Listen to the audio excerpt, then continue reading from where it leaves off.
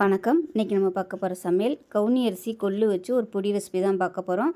இது வந்து இட்லி, தோசை, சாதம் எல்லாத்துக்குமே போட்டு சாப்பிட்றதுக்கு அருமையாக இருக்கும். கருப்பு கவுனி அரிசி வந்து ரெகுலராக எடுத்துகிட்டு வரும்போது சுகர் லெவல் நல்ல கண்ட்ரோல் ஆகும். அதே சமயம் கொலஸ்ட்ராலையும் குறைக்கும். பக்கவாதம் சம்மந்தப்பட்ட நோய்கள் இருந்தாலும் அதையும் சரி செய்யும். அது மட்டும் இல்லாமல் வாய்வு பிரச்சனை, வயிறு சம்மந்தப்பட்ட பிரச்சனைகள் கூட இந்த கருப்பு கவுனி அரிசி வந்து சரி செய்யும். நுரையீரலில் சளி இருந்துச்சுன்னா அதையும் சரி பண்ணக்கூடிய சக்தி வந்து இந்த கருப்பு கவுனி அரிசிக்கு இருக்குது. ஹார்ட்டுக்கும் ரொம்பவே நல்லது. வாரத்தில் ஒரு 3 நாள் கண்டிப்பாக இதை வந்து எடுத்துகிட்டு வந்தோம்னா உடல் எடை நல்ல கண்ட்ரோலுக்கு வரும். ஸோ வாங்க அந்த அருமையான கருப்பு கவுனி அரிசி கொள்ளு இட்லி பொடியை எப்படி செய்யலாங்கிறத பார்க்கலாம். ஒரு பேன் எடுத்துக்கலாம். பேன் சூடானதும் 1 கப் அளவுக்கு கருப்பு கவுனி அரிசி எடுத்துக்கலாம். இது வந்து நல்லா 4-5 தடவை கழுவி தண்ணியை வடிய விட்டுட்டு ஈரம் போக நல்லா காய விட்டு எடுத்து வச்சுருக்கேன். இப்போ இதை சேர்த்துக்கலாம். இப்போ இது வந்து நல்லா வறுத்து எடுத்துக்கலாம். அரிசி நல்லா பொரிஞ்சு வரணும், அந்த அளவுக்கு நல்லா வறுத்து எடுத்துக்கலாம். இப்போ பாருங்கள், அரிசி வந்து நல்லா அப்படியே வதக்கிது பாருங்கள். இந்த ஸ்டேஜில் அமர்த்திடலாம். அமர்த்திட்டு வேறு பிளேட்டுக்கு மாற்றிக்கலாம். இப்போ எந்த கப்பில் எடுத்தோமோ அதே கப்பில் 1/4 கப் அளவுக்கு கொள்ளு சேர்த்துக்கலாம். இதையும் வறுத்துக்கலாம். இதுவும் லேசாக கழுவிட்டு தண்ணியை வடிய விட்டுட்டு நல்லா காய விட்டு எடுத்து வச்சுருக்கிறேன். இதுவும் நல்லா வெடிக்கும், கலர் மாதிரி, அந்த அளவுக்கு வறுத்துக்கலாம். இப்போ பாருங்கள், கொள்ளு வெடிக்க ஆரம்பிக்குது. இந்த ஸ்டேஜ் வரைக்கும் வறுக்கணும், அப்போ தான் நல்லாயிருக்கும். இப்போ பாருங்கள், கலரும் மாறிடுச்சு, அதே சமயம் வெடிக்க ஆரம்பிச்சிச்சு. இப்போ இதையும் வேறு பிளேட்டுக்கு மாற்றிக்கலாம்.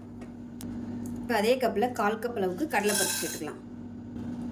1/4 கப் அளவுக்கு உளுந்து சேர்த்துக்கலாம். இப்போ இதில் ரெண்டையுமே நல்லா பொன்னிறமாக வறுத்துக்கலாம்.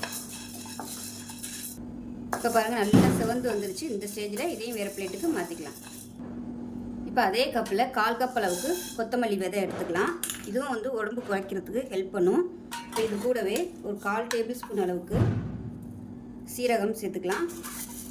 அதே 1/4 டேபிள் ஸ்பூன் அளவுக்கு மிளகு. இப்போ இது எல்லாத்தையுமே நல்லா வறுத்துக்கலாம். இப்போ வர கொத்தமல்லி எல்லாமே நல்லா வதங்கிருச்சு, நல்லா ஃப்ளேவர் வருது. இப்போ இதையும் வேறு பிளேட்டுக்கு மாற்றிக்கலாம். இப்போ ஒரு 2 டீஸ்பூன் அளவுக்கு எண்ணெய் விட்டுக்கலாம். பூண்டு வந்து நல்லா வறுக்கணும், அதனால் எண்ணெய் வந்து கொஞ்சம் விட்டுக்கலாம். 10 பல் பூண்டு, பெரிய பல்லாக 10 பல் பூண்டு நச்சு வச்சுருக்கேன். இதை சேர்த்துக்கலாம். இது நல்லா சிவந்து வரணும், அதுக்காக தான் எண்ணெய் வந்து விட்டுருக்கேன். நல்லா மொறுன்னு வரணும், அப்போ தான் உங்களுக்கு பொடி அரைக்கையில் நல்லா அரைப்படும், சீக்கிரமாகவும் கெட்டு போகாது. இப்போ பார்த்திங்கன்னா பூண்டு ஓரளவுக்கு நல்லா வதங்கிருச்சு. இந்த ஸ்டேஜில் 10 வரமிளகாய் எடுத்திருக்கேன். காரத்துக்கு தகுந்த மாதிரி சேர்த்துக்கோங்க. அதே மாதிரி 1 கப் அளவுக்கு நல்லா கழுவி க்ளீன் பண்ணி ஈரம் இல்லாத கருவேப்பிலையை சேர்த்துக்கலாம். கருவேப்பிலையும் உடம்புல உள்ள நச்சுக்களை வெளியேற்றும். அதே மாதிரி சுகர், ப்ரெஷர் எல்லாத்தையுமே நல்லா குறைக்கும். இப்போ இந்த ஸ்டேஜில் நம்ம பூண்டு வந்து நல்லா வறுபட்டதுக்கப்புறமா சேர்த்தோம்னா மிச்சம் இருக்கிற அந்த பூண்டும் நல்லா வறுபட்டுரும். அதே சமயம் வரமிளகாயும் நல்லா வறுபட்டுரும். கருவேப்பிலையும் நல்லா மொறுன்னு ஆயிரும். முதல்ல எல்லாத்தையும் சேர்த்தோம்னா ரொம்ப கருகி போயிடும். அதனால் பூண்டு வந்து கொஞ்சம் ஒரு 3/4 போதும் நல்லா மொறுன்னு வந்ததுக்கப்புறமா வரமிளகாயும் கருவேப்பிலையும் சேர்த்துக்கலாம். இப்போ எல்லாமே நல்லா மொறுன்னு வந்துருச்சு. இதையும் வேறு பிளேட்டுக்கு மாற்றிக்கலாம். இப்போ இது கூடவே நல்லா 1 டீஸ்பூன் போல் பெருங்காயத்தூள் சேர்த்துக்கலாம். 1 டேபிள் ஸ்பூன் கல்லுப்பு சேர்த்துக்கலாம். கட்டி பெருங்காயமாக இருந்துச்சுன்னா முதலே வந்து நீங்கள் எண்ணெயில் போட்டு தனியாக வறுத்து எடுத்துக்கோங்க. இது தூள் பெருங்காயங்கிறதுனால நான் கடைசியாக சேர்த்துக்கேன். இப்போ கேஸ் அமர்த்திடலாம். அமர்த்திட்டு வேறு பிளேட்டுக்கு மாற்றிக்கலாம். மாற்றிட்டு நல்லா ஆறுனதுக்கப்புறம் நல்லா நைஸாக பொடிச்சிட்டு பார்க்கலாம். இப்போ இதில் 1/4 கப் அளவுக்கு எள்ளு சேர்த்துக்கலாம். இப்போ இதுவும் நல்லா பொரிஞ்சு வர அளவுக்கு வறுத்து விட்டுக்கலாம். எள்ளு வந்து சுகர் லெவல் கண்ட்ரோல் பண்ணுவோம். நல்லா